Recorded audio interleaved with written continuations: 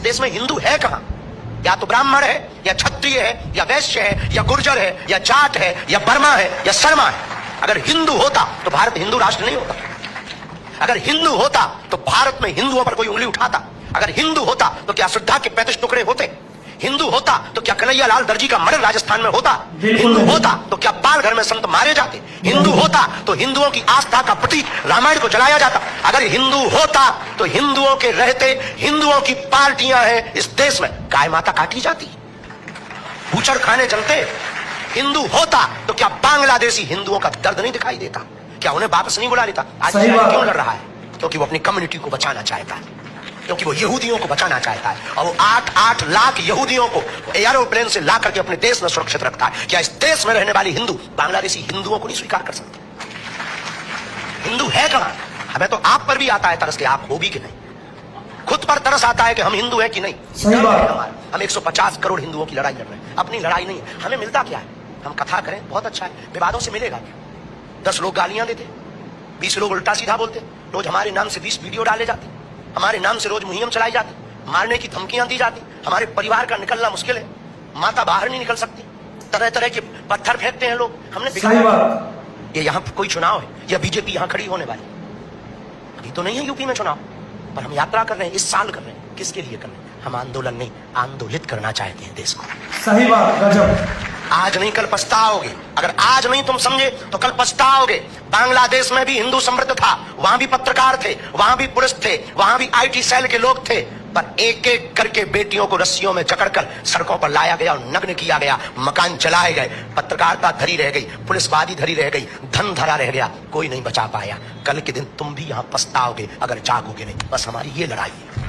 हम राहुल गांधी को भी मानते, हम लालू को भी मानते, हम अखिलेश यादव को भी मानते, हम मायावती को भी मानते, हम ममता को भी मानते। इस देश की जितनी पार्टियां हैं वो हमारी हैं, क्योंकि हम इस देश के निवासी, हम इस देश में रहने वाले। हमें क्या लेना देना कौन आए कौन जाए? हमें लेना देना है इन बच्चियों के ऊपर कोई उंगली न उठाए।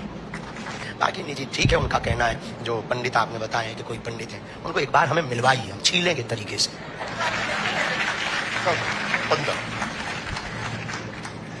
आपने कहा कि आप किसी भी एक पार्टी का पक्ष नहीं लेना चाहते, सबको एक जैसा ही मानते हैं, कभी कोई आप एक राजनीतिक टिप्पणी भी करने से बचते हैं। लेकिन जिस तरीके का एक भाव बनाया जाता है, जब आप कह रहे हैं कि आप सिर्फ लोगों को आंदोलित करने जाते हैं, लेकिन एक ही पार्टी को हिंदुत्व से जोड़ के देखा जाता है, फिर उनको वहां फायदा होता है। अभी एक कांग्रेस के विधायक है, उन्होंने मध्य प्रदेश में सतना में उन्होंने बोला कि ऐसा लग रहा है कि बीजेपी ने सांड की तरह सारे धर्मगुरुओं को छोड़ दिया है और राजनीतिक फसल जो है वो चल रहे हैं कांग्रेस की।